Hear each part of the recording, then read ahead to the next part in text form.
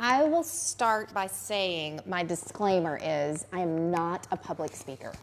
So if you could leave that judgment at the door, it'd be really great for me.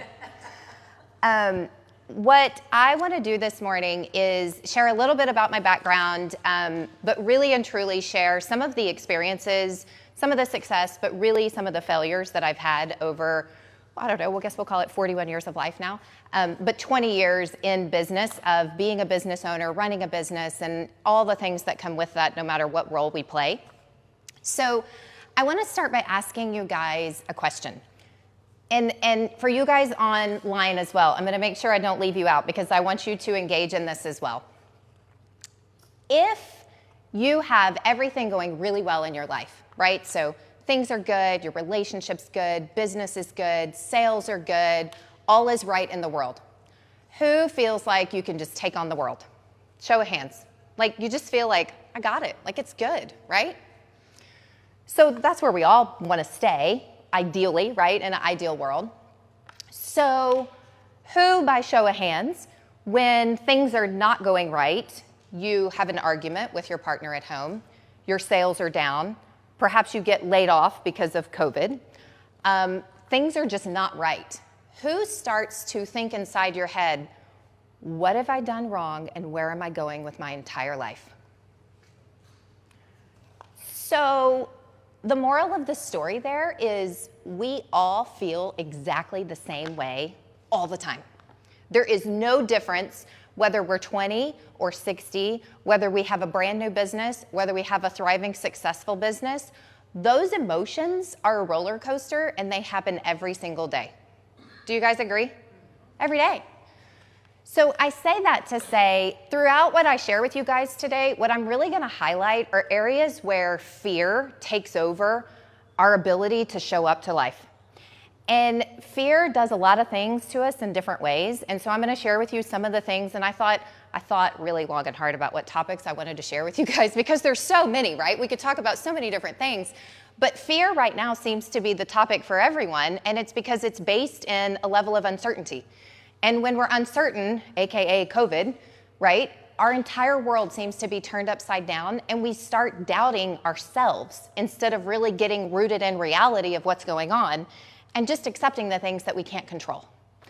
So that being said, my goal today is to share with you something that will help you look inside yourself, whether it's from the business side of your life, whether it's from the personal side of your life, and really think about something that is causing a roadblock for you that you can apply one of my lessons learned to, oh wait, maybe I see where this is happening in my life. Because my goal is the time that you spend here has to give value to you in some way. And we're gonna have Q&A at the end, and I will tell you I'm actually a very vulnerable person, sometimes against my will, but anything you wanna ask me, feel free to. So I'll start with a little bit of my story. And I do have notes because, as you will see, sometimes I go down a rabbit hole because I get excited about a story I'm telling you, and I have to bring myself back to center, so that's my notes. A little bit about my history. So I am a country girl from Willis, north of the Woodlands. I grew up in Willis. I went to Willis High School. Something that most people don't know is when I was a sophomore in high school, I went to my parents and told them, I'm done with school, it's ridiculous, I don't want to do it anymore, so I'm going to take online classes and go ahead and graduate at the end of this summer. And I did. And I have really great parents, but they were also parents that were like, we don't really know what to do with her, so we're just going to let her do what she wants. Because I've always been a little headstrong. So I graduated and I immediately moved to the Woodlands at the age of 17, and I got married, which is something I would not advise. And that's a story for a whole different speech one day, right? But I immediately went to work all through high school, I worked for a horse stable up in Conroe. So I trained horses, she had a dog kennel, it was hard work. And I really attribute a lot of my values of hard work to that experience because I don't know if you've ever baled hay in the summertime in Texas, but it's hard work, right? So despite what my appearance may look like today, I'm actually a farm girl, right? And loved every minute of it. And so I started there, and when I moved to the Woodlands, I immediately went to the Woodlands Mall, which going back that far was new and just opened. I was at the opening party, which makes me feel super old. But I went to the makeup counter to sell makeup. And what I realized, and that by this point I was like 18, I realized very quickly that I was working an hourly job for someone else building their business when I wanted to be paid for myself for how hard I worked. And it's when I just sort of realized, I mean, at that point I didn't know what I realized, but looking back now, it's when I realized I'm an entrepreneur and I want to be able to reap what I sow. So I worked for a company called Aveda at the Woodlands Mall for a couple of years and had a great time selling makeup, and they had me traveling and it was all sorts of fun, but it wasn't enough. So I jumped out and got my real estate license and worked for a local broker here for 9 years. And it was really great. She did teach me quite a bit of what to do and quite a bit of what not to do, as any experience in business goes. And throughout that 9 years, it was really interesting because I went into this overdrive mode of I literally had to work 7 days a week, 24/7. I was the person that was at the office Saturday, Sunday. I was the person that was at the office till 11, 12 o'clock at night, carrying my files out. And looking back now, I go, gosh, what was I trying to prove? I was trying to prove to myself that I could do it and that I could become what I wanted to become. And somewhere along there, I'm sure it was rooted in fear of not being enough, right? Because I think that surfaces in a lot of our lives. Like, we all have that fear of, gosh, I'm not good enough. I'm not going to be smart enough. I'm not going to be a good enough salesperson. I'm not going to make enough money to take care of myself. Like, there's all those things that come up. So I went into this little bit of an overdrive mode. And then at year 9, keeping in mind, I told my parents I didn't want to finish high school. I just wanted to finish on my own. I decided to leave her and just open my own company. Well, thankfully, about a year after opening the company, I hired a business coach. His name's Rick Ruby, and he is one of those business coaches that is, I guess we'll call him, he's a little brutal, really. And so he looked at me and he goes, okay, wait a minute, let me get this straight. So you fell down, hit your head, and opened a company. And I was like, pretty much, that's what happened. Because I had zero experience in understanding business or what a company should actually look like. Zero. At that time, I was 27. So I opened a company, and in 2 years, grew it to 120 million in revenue and had 15 agents. And about the 2-year mark, that too was still 7 days a week, but a whole different level of 7 days a week, right? It was 7 days a week, and the weight of the world was on my shoulders, as well as 15 agents that are kind of like herding cats. And I can say that because I am one, right? So I was sitting at a listing appointment one day because I was still a producer. So I was producing probably 40 to 50 million out of that 120 at that time, which is not for the faint of heart, right? That's still 7 days a week. And I was sitting at this listing appointment with this sweet little older couple. And all of a sudden I got this pain in my head and literally tears started rolling down my face. And I had to excuse myself and get in the car and drive myself to the emergency room, calling my brother, going, I don't know what's wrong with me, you know. And so I go into the emergency room thinking I'm having a brain aneurysm, like it's something major, right? Rush me in, they do a CAT scan, the doctor comes in and he's like, no, Miss Garcia, you're having a panic attack. Your brain's fine. And I was like, wait a minute, no, I'm not. I'm totally fine. I need you to check again. And he's like, I'm not checking again. You're having a panic attack. So it was kind of that moment where I realized I was living my life in such a overdrive mode, right? Trying to be all things to all people, trying to make sure I was winning and I was hitting my goals and I was hitting my numbers, that I was totally neglecting the whole meaning of life, right? Myself, all of my family members. I'm obviously divorced by this point. I mean, it was a mess, right? So the stars aligned, I sold the company. We'll fast forward through that. That also came with a whole other, sold the company, got sued, non-compete, that whole thing. I got a lot of lessons in business in about a 3-year stint, we'll put it that way, right? So after that, I kind of had that moment where you go, okay, simmer down, get yourself together. What is it you want to do? Let's reset your goals. Let's reset what you really want your team to look like, partner with a company, and kind of like a start over. So in that start over, it was really good for me because it also, I went to go become a yoga instructor because I was like, okay, I need to learn how to be mindful and, you know, chill myself out a little bit. And I restarted the team, and the business part of it has been really great since then, not without peaks and valleys, right? Because that's business. But one of the biggest things that I think I realized through all of it was you have to be able to push through your fears to get to where you want to go and yet hold yourself accountable for when you've gone too far, right? So the part of the business aspect of it in the success and the failure for me was not only looking at the relationships that I had lost through going into overdrive through all of that, but also realizing sometimes we don't know what the next right step is, but we have to keep moving forward. And if we get stuck in fear, then sometimes we just get paralyzed. Or, as in my case, I'm an overdriver in fear. So when I'm afraid, I just keep pushing and keep doing and keep doing. So one little piece that I would say, if you can look at your own experience in life and business, is which one are you? Because I think we tend to vacillate from one to the other. And through all of that, I became a coach for the guy that I hired. The company that I hired, Rick Ruby and his company, The Core, and I coached for him for 8 years. And for 8 years, I coached other real estate teams across the country. And sometimes I would have upwards of about 40 coaching clients every 6 months.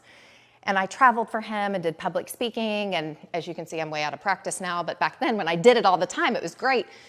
But it also was proving to myself that, again, we're all the same. Because I would coach teams that were big. I would coach teams that were brand new in the business. And we all struggle with the same thing. So for that part, I would say, just think in your head, where is fear showing up? And how am I personally responding to it? Is it paralyzing me or is it motivating me? So going into the second part that I wanted to share with you was an actual real story of fear that happened. And this is not a proverbial fear of, oh, I'm afraid I'm not good enough. This was an actual intruder that broke into my home. And this happened a couple of years ago. And it was the springtime season, so it was super busy. I was, blowing and going, selling houses, running the team, doing everything under the sun, right? And my alarm system went off at my house. Well, it was probably 7 or 8 days that it was off. And I just kept thinking in the back of my head, like, I need to call them. I need to call ADT. I need to figure out what's going on. But whatever, just keep going, right? So it was 3 o'clock in the morning, and my little dog was in bed with me. And I sat up and went, somebody's in my attic. I just knew the sound. Somebody was in my attic.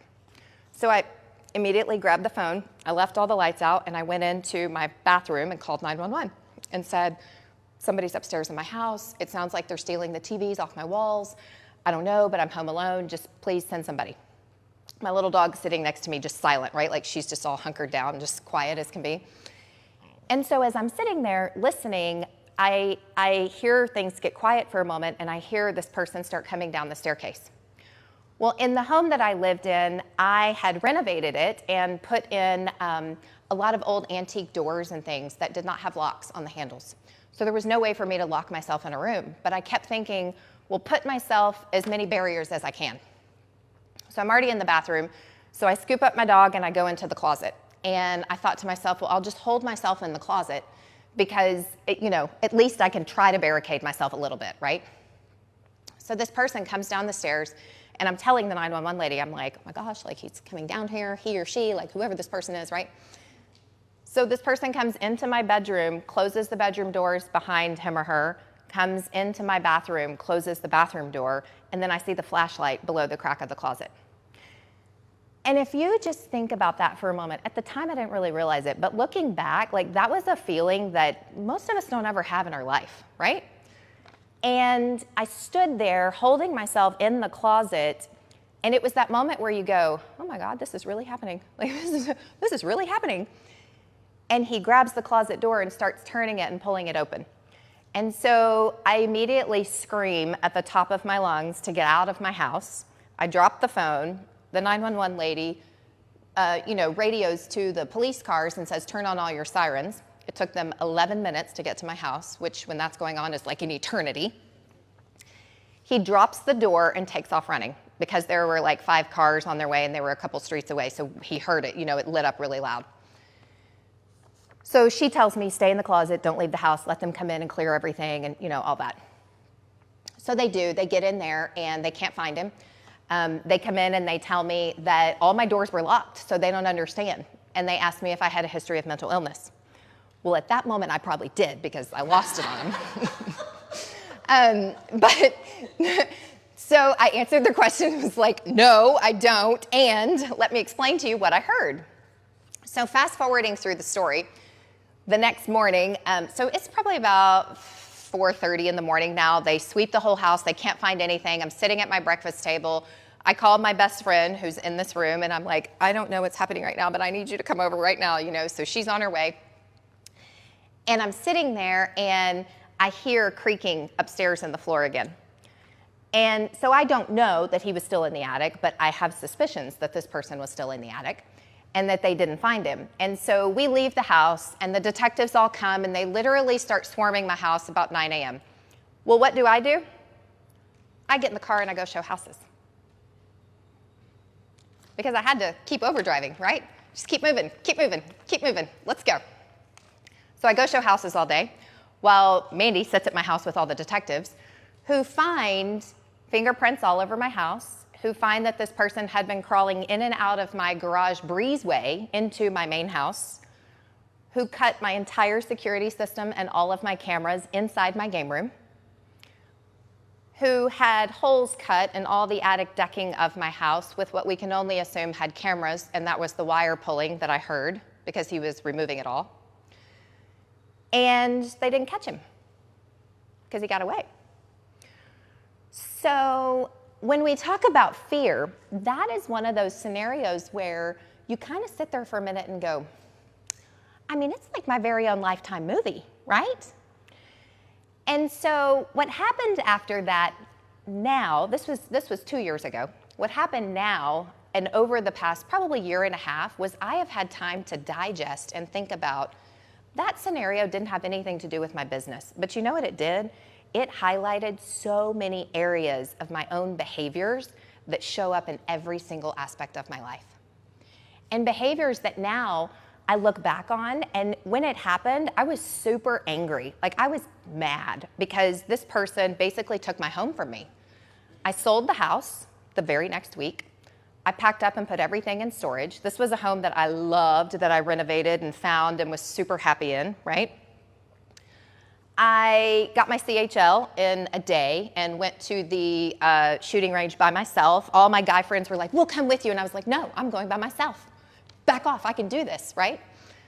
I flew to Kentucky and bought a personal protection trained service dog that is amazing and also a very full-time job. And then I came back, and so all that happened in a matter of 30 days. I also stayed with some friends who were kind enough to let me literally sleep in bed with them because my central nervous system would not let me sleep. That was all in a matter of 30 days. I came back and moved into temporary housing, had my dog, and then I decided that I was going to jump on a bike and start training for a 300-mile road bike ride in Colorado.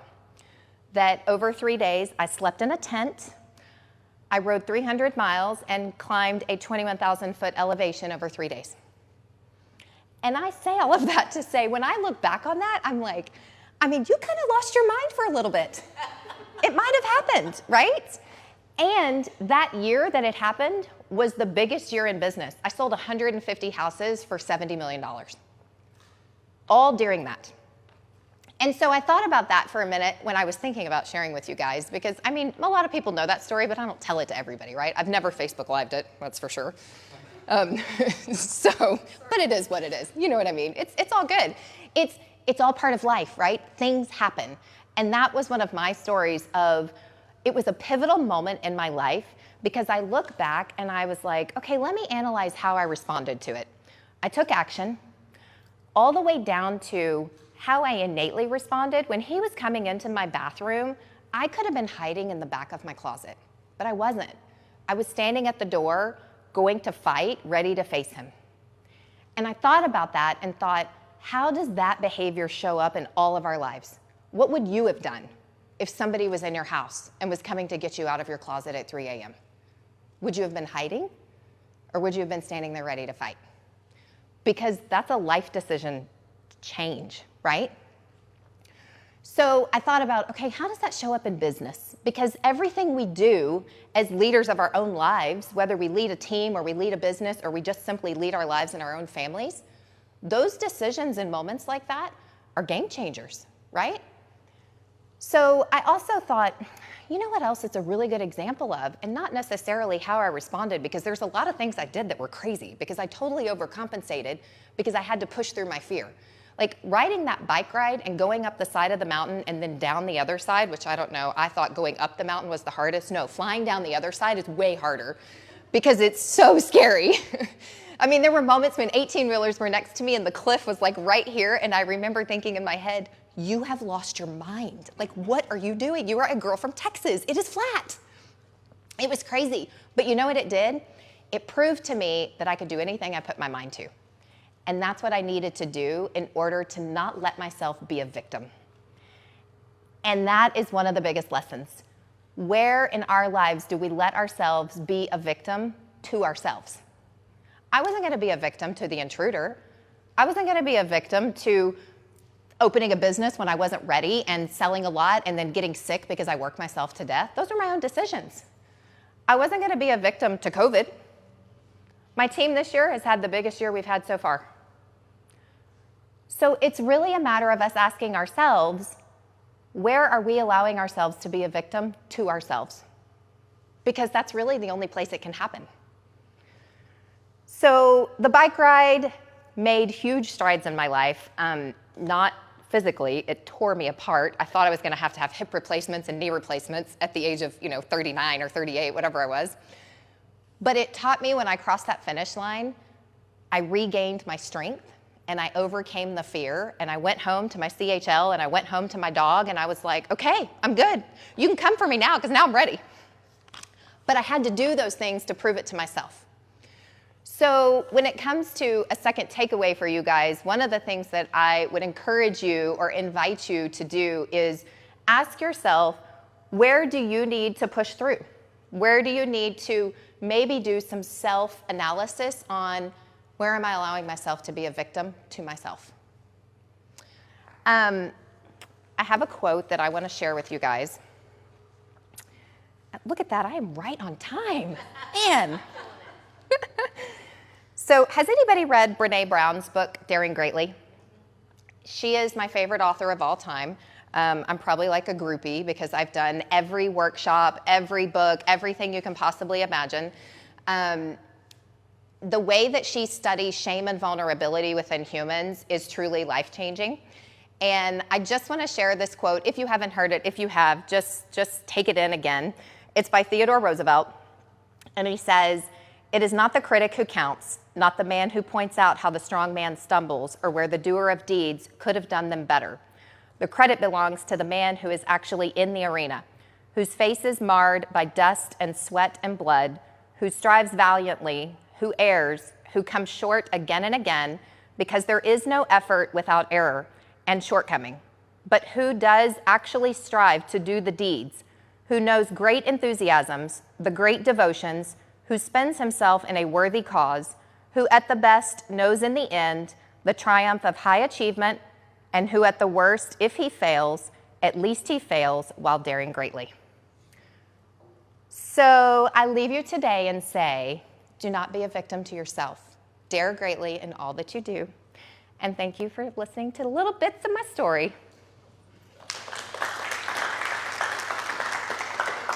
Q&A?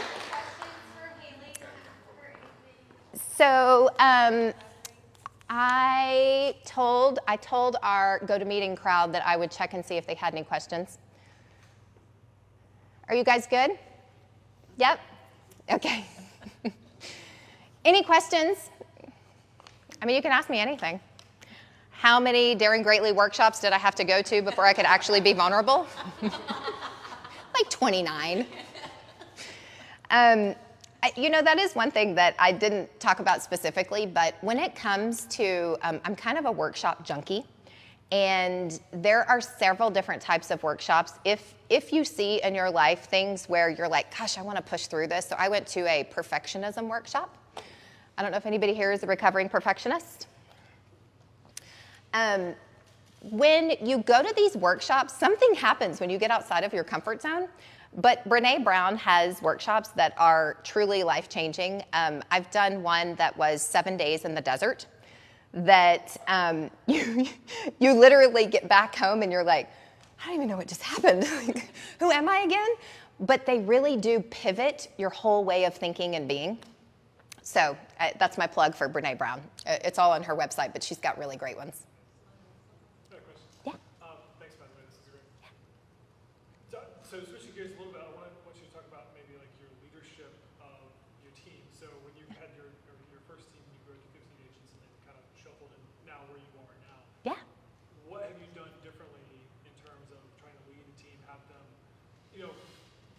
learn from the things you've already learned of, being a good person and having a very personal life or whatever, but then also performing professionally. Yeah, that is a great question.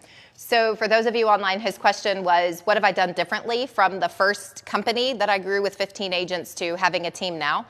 The answer is very long. I've done a lot differently. When I owned the company, it was really different because they worked for me. So it wasn't as much of a team atmosphere. I was kind of the business owner. And that was also part of the problem, right? I didn't see us as a team back then. I looked at it as, well, you guys work for me. The biggest shift, I would say, was probably when I finally realized it's not about what they bring to me, it's about what I give to them. And so for probably the past 8 or 9 years, everybody on my team has gotten really high-level coaching. I am really big on pushing you outside of your comfort zone. And they know that. Anytime I bring somebody on, I'm like, just get ready, because if you're not uncomfortable, you're probably not going to make it, because it's how we grow. And so when I shifted my entire mindset to what can I add to their life versus what business skill do they add to my team is when it really changed. And I also have them hold me accountable. So they all know. They call me out in 2.5. Yeah. Yes? So just talk a little bit about successful company, right? And you decide just to walk away. I'm selling it. I'm done, right? What was kind of that thought, kind of the impetus there? You know what it was back then, Lance? It was, I really realized that being a owner of a brokerage was not the role I wanted to play. I am a very good coach and team leader and a very good salesperson. I am not a good manager or business structure person. And I had to realize that. And so it also kind of the stars aligned with, I got a really great offer from a boutique firm that wanted to buy me out. And so it just kind of all fell hand in hand. And it was like, well, this just makes sense. But I did have to work a little bit on, but this is my baby. I did have to do a little bit of self-talk and go, it's okay. I can sell the baby. It's fine. Somebody else can grow the baby into adolescence. It's great. Anything else? Any other questions? Yes. Just out of curiosity, thanks by the way, it was awesome. But out of curiosity, and you've got your CEO. What's your choice of? And what does that pattern look like? I have a 9mm. I took lessons from a retired Navy SEAL who taught me all sorts of like leaning and like videoed me and was like, okay, watch your feet, like do this. So, you know what was really interesting when I did that was, my dad's a hunter, like I've been around guns and everything, but when you bring it into your own person, it's a very different mindset. And I never realized how much you had to have your headspace right to be prepared if someone truly is going to attack you. And he taught me that the most. I mean, he was kind of brutal as well. I tend to go towards those coaches, right? But he would poke on my chest and like yell in my face, and I would be like, oh gosh, I don't know what you're doing. And then all of a sudden I was like, wait a minute, yes I do. So yeah, a 9mm. Are you guys having a really good laugh online here?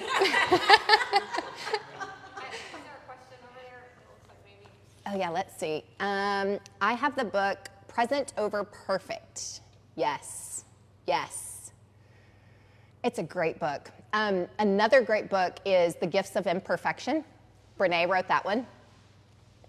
So in the workshop that I did on perfection, it was again one of those desert workshops. I tend to go to like these remote places. I don't know what that's about, but it was another desert workshop, and we had to sit in the big circle, and you had your block of wood, and you had to write on your block of wood what your block was.